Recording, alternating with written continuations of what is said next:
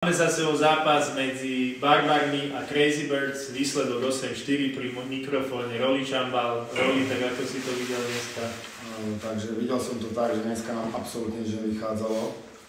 Super dali rýchle góly, my sme sa nevedeli chytiť, bolo nás aj menej, trápi nás nejaká marotka, takže nechytili sme ten úvod a potom už sa ťažko s tým niečo robilo.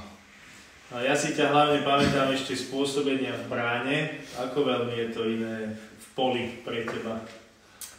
Baví ma to viacej jak bráne, ale nemôžem už vykonávať činnosť, nakoľko som si zranil koleno minulý rok, takže toto ma baví, dokým to nie je nejak vyhrotené a hrá sa fair play, tak je to v poriadku.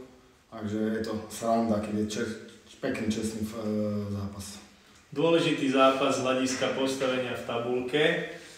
Bude možno trošku taká horšia nálada, alebo vidíte to pozitívne? Myslím si, že nálada je taká istá, takže pozitívna určite.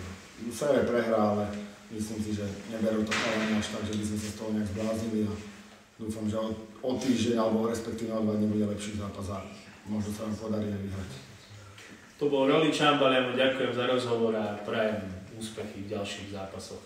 Ďakujem, majte sa.